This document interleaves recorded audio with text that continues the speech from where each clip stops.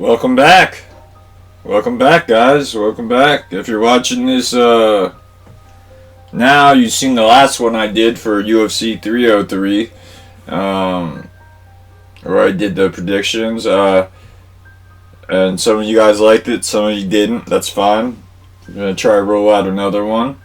With that being said, how about UFC 303? I mean, I felt so bad for Lopez, honestly. That many cancellations, like up to the fight, like he didn't even know who he was fighting, what he was fighting, if he was even gonna fight. Like, poor guy, they were just like, hey, maybe he'll come through, maybe he'll come through, blah blah blah. The whole card was filled with bad cancellations, very poorly done. The last fight was awesome. If you haven't seen it, go check it out. But other than that, pretty mediocre, pretty mundane. I went 3-2 in my predictions. As you know, I only predict the top 5 cards on the card, and then after that, that's on to you. But anyway, thanks for those of you that gave me likes on the 303 and commented. I really appreciate it. It means a lot. I'm gonna try this again, UFC 304. Let's get this stuff out of the way. And remember, I'm 3-2. Not bad. Not bad. Okay. Let's see if I can improve my reading level this time. Okay, UFC 304. Edwards versus Muhammad 2 is an upcoming mixed martial arts event produced by the Ultimate Fighting Championship that will take place on July 27, 2024 at the Co-op Live in Manchester, England.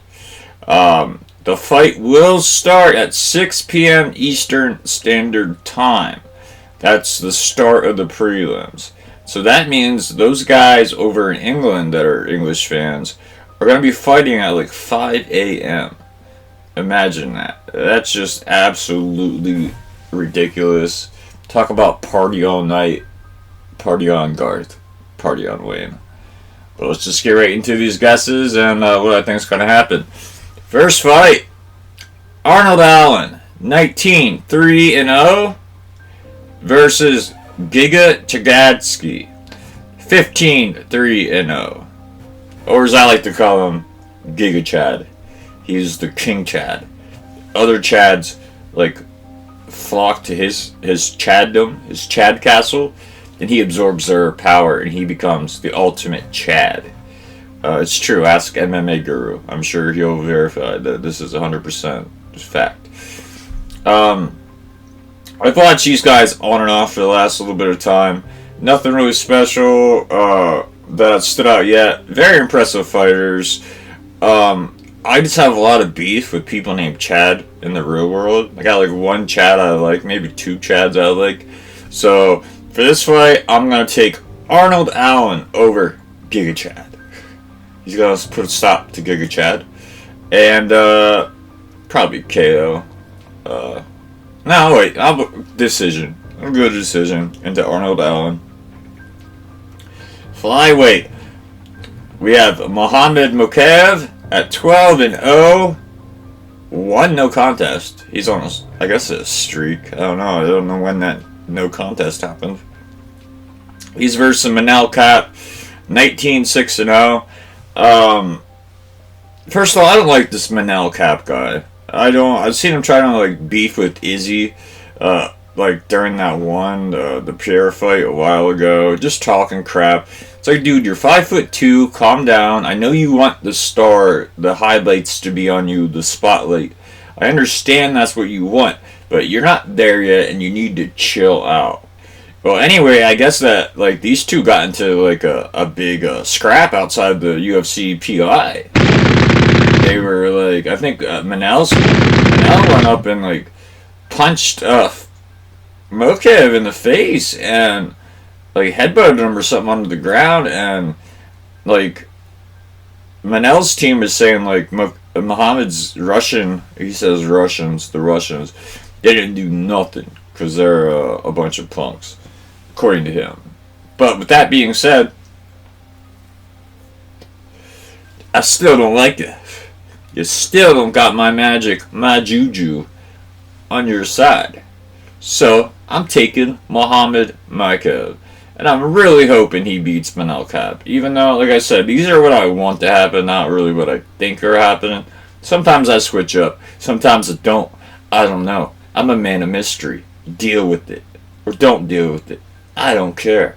You're watching. I'm talking. You're watching. You either agree or not. What do you want to see? Do you like that Manel Kape guy? Last time I remember he was fighting like what, Kai France or whatever the guy's name is, even after a map and a Dragon Ball Z move. I'm not sure.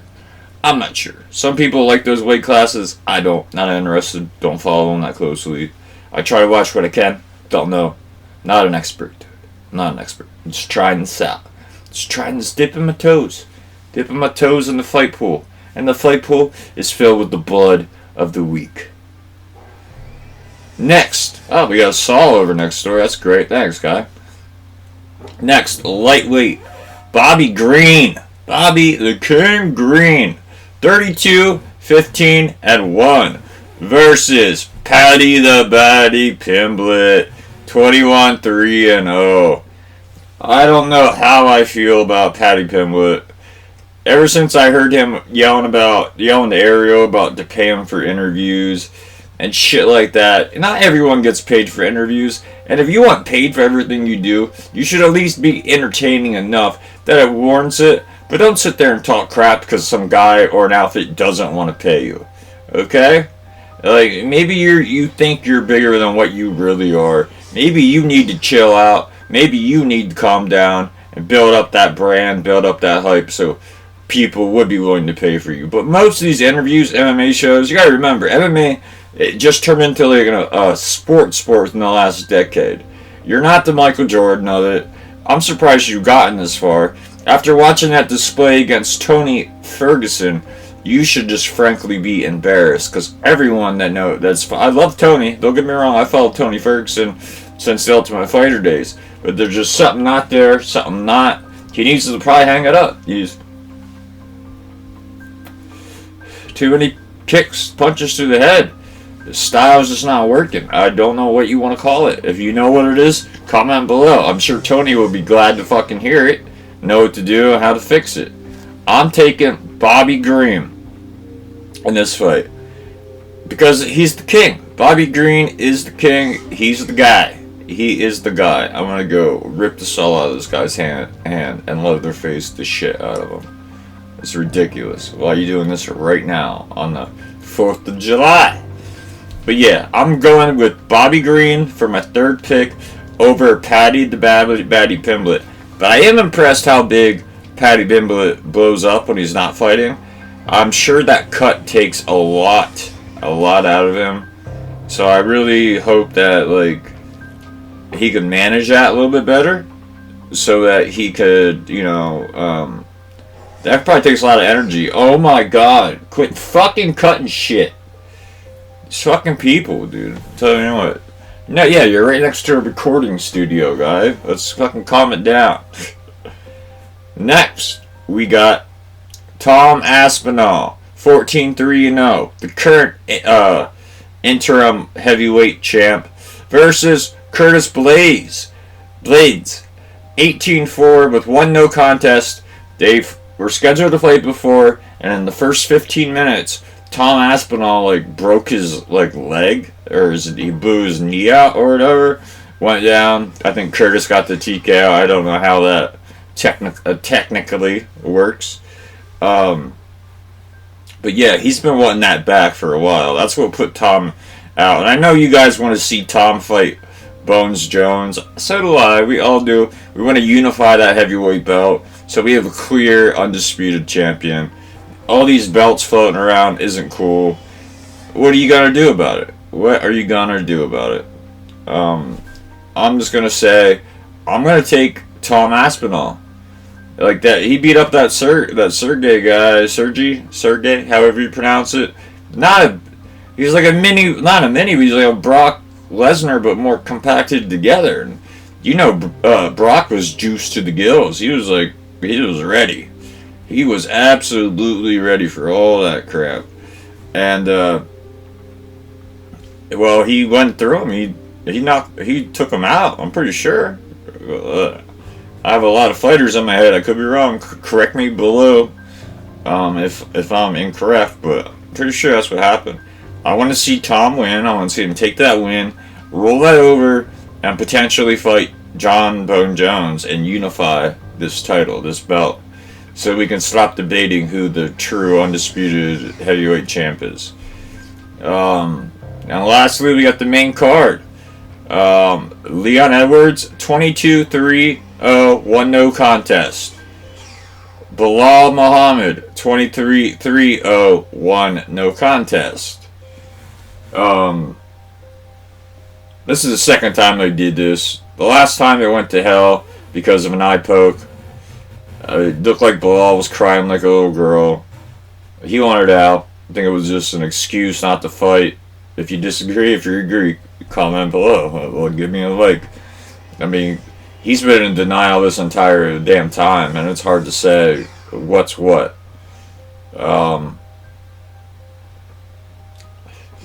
And Leon Edwards only defends his belt once a year, twice a year. He needs to be more active. He needs to get in with it. He needs to fight more. He needs to just defend it, show that he's the champion. After what he did to Usman twice, he should feel prepared. He should feel proud. He should feel that he has the ability to maintain that position. But if you can't get the community and the world to recognize your skill and talent, then everything that you've done is basically worthless up until that point. So I do urge you to fight a lot more, defend a lot more, so a lot of the fight fans, people out there, take you more seriously. With that fight, I mean, I don't know. Bilal's been on the downside. He's been preparing for 3 years now for this fight. And granted, he keeps thinking he's next and he's not next. They keep pulling the rug out underneath him. He's like, "Oh, I'm next." "Are you though, bud? Are you next, bud?" And it usually ends up being someone totally different or whatever, however they play that game. But he's ready. He's definitely ready. He did a real funny post a while ago, on Twitter.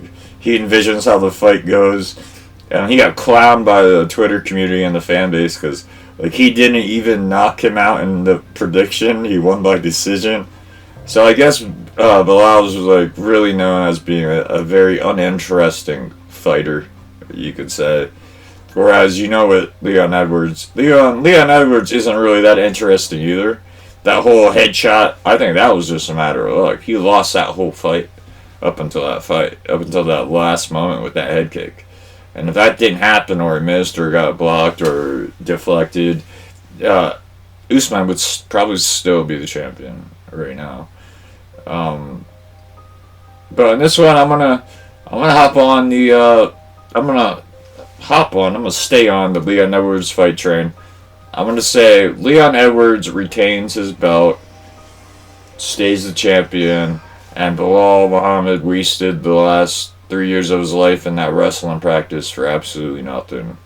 I hope you don't get eye poked again and we have to wait another 3 years. I just want to get this guy out of the pool, out of the discussion. I want people to be he had his shot, now it's over. He didn't beat Edwards. Edwards is the undisputed welterweight champion. So, that's what I'm hoping for. What happens? I don't know. Do you know? What do you think is going to happen? Comment below. Please, if you guys have the time, please give me a like. It helps me. It helps the channel. And I have 168 subscribers, and I only get 1 like or 2 likes. And it really sucks. It messes with the algorithm, pushes me to the bottom, and it doesn't really help. If you like these little predictions that I'm doing, great. Let me know. Please comment. If you have a UFC friend, share it with them. Come into the comments. Talk some crap if you want. I don't care. You can't hurt my feelings. I'm here for the fights. I'm here for the blood, the carnage, the mayhem, and the sport. this has been Crypto Creep, UFC 304 predictions from the Agents of Calamity crew and podcast. Thanks for your time, guys. I love you, and see you next time. Dun dun dun dun.